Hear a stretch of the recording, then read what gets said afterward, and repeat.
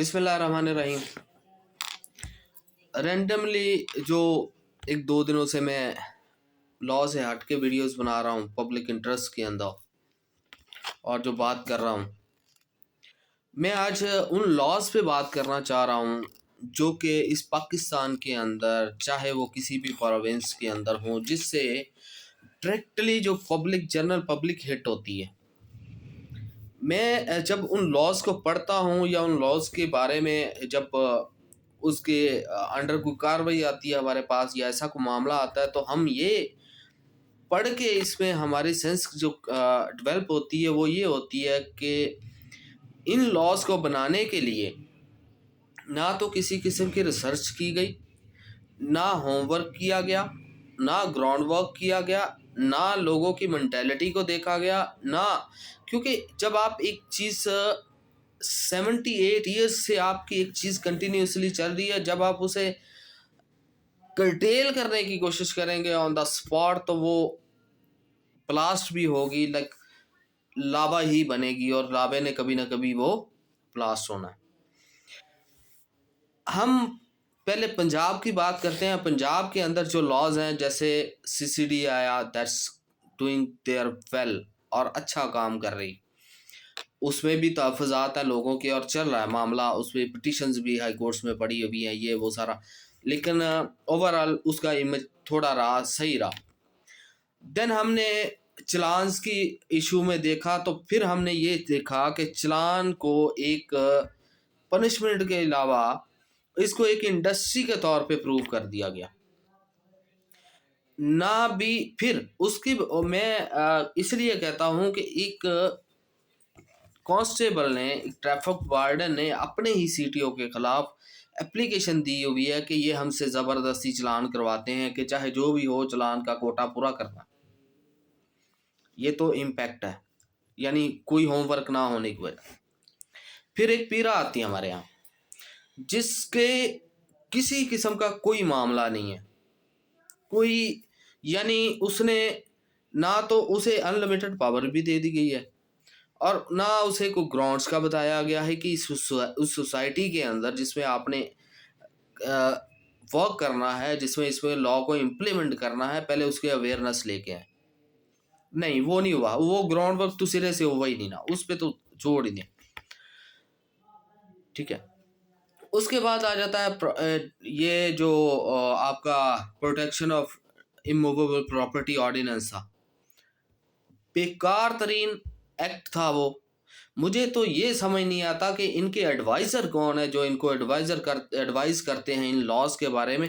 Like I just think कि इन्हें कोई फ्लैशबैक होता है कुछ, या ये कहीं दौरे पे जाते हैं, वापस आके इन्हें दौरा पड़ जाता है। वो ना तो वो सोसाइटी है, ना वो माहौल है, ना वो डेवलपमेंट है, ना वो शौर है, ना वो उनकी तरबियत हुई है। जिन सोसाइटी से आप ये लॉ लेके आते हैं जिसमें इम्प्लीमेंटेशन करनी, उस सोसाइटी जैसी पहले सोसाइटी क्रिएट करें, तब ये क्वेश्चन होगा, तब ये इनका कोई फ़ायदा होगा। लेकिन यहाँ होता क्या है, ये काम कुछ नहीं करना। ठीक है, फिर अब एक बसंत वाला इशू आ गया। क्या लॉजिक है उसकी? अभी कल एक देख रहे थे, एक नौजवान को ज़ख्मी बैठा हुआ उस डोर की वजह से। वो तो सिर्फ ज़ख्मी है, यहाँ तो डेथ भी हो जाती हैं। ऐसी क्या ज़रूरत पड़ गई है उसके सर के ऊपर लाने की? ये तो हाल है। फिर एक आज मज़े की बात बताता हूँ। आज सुबह उठा हूँ तो एक बंदे ने व्हाट्सएप पे कुछ 12-15 मैसेज कंटिन्यूसली किए हुए, स्क्रीनशॉट, जिसमें वो आज एक जो लॉ है, जो एक बिल है, बेसिकली एक बिल है, उस बिल के हवाले से डिस्कशन थी कि वाइफ को घूरने पे, वाइफ को धमकी देने पे, या कुछ ऐसा कुछ करने से, या उसे दूसरी शादी की धमकी देने पे, या कुछ ऐसा, तो सज़ा है जी उस पे। अब पहले तो मेरे इस लॉ को पढ़ के हंसी आई। लाइक ऐसा नॉनसेंस किस्म का एटीट्यूड कि आप कॉन्स्टिट्यूशन को ना देखते हैं, ना लॉ को देखते हैं। आपका कॉन्स्टिट्यूशन कहता है कि इस्लाम के अलावा कोई चीज़ नहीं होगी। इस्लाम क्या कहता है कि इस्लाम, अब जनरली बात कर रहा हूँ कि 4 शादियों की भी कहता है, आप कहते हैं धमकी की भी 3 साल सज़ा हो जानी चाहिए। तो मैं हैरान हूँ कि ये लॉ बनाता कौन है, इस बिल का मकसद क्या था। वो सही किया मौलाना फजल रहमान ने वहाँ खड़े होकर असम्बली में अच्छी खासा लताड़ दिया इस बिल को कि ये कैसे बना सकते हो, against the law, against the natural justice, against law इस्लाम।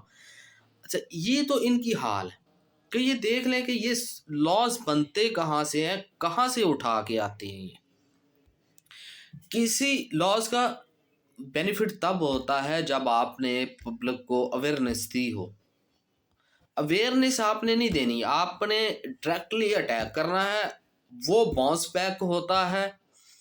ठीक है, आप एक बगैर ट्रेंड बंदे के आपने उस पर कोई प्रेशर डालने की शुरू की, जिसको उसका आदत नहीं है, तो वो बाउंस बैक करेगा, वो फिर जैसे भी आवाज़ उठाना चाहे उठाएगा। लेकिन अगर आपने पहले अवेयर किया हो, पहले उसको सारा मामला किया हो, पहले उसे इसका माइंड जो है मेकिंग की हो, देन ये आप करें तो वो आसानी होती। तो मैं तो हैरान हूँ कि आए दिन कौन कौन से लॉ आते रहते हैं, कौन कौन सा मामला आता रहता है, इन लॉज पे क्या होना चाहिए।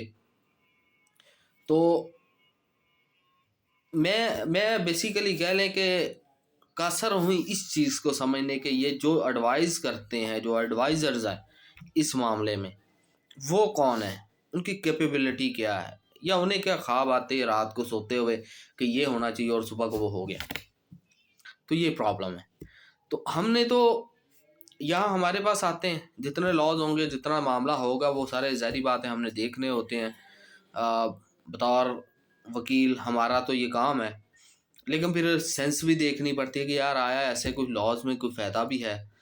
कोर्ट्स पे बर्डन 4-4 हज़ार FIR डाली जाती हैं एक एक दिन में। बंदे पीरा लेके आ रही है, वो लेके आ रही है, इमूवेबल प्रॉपर्टी में आ रहे हैं, उधर से ट्रैफिक के आ रहे हैं, उधर काइट फ्लाइंग के आ रहे हैं। तो यानी कोर्ट्स भी पागल हुई पड़ी हैं इस हवाले से।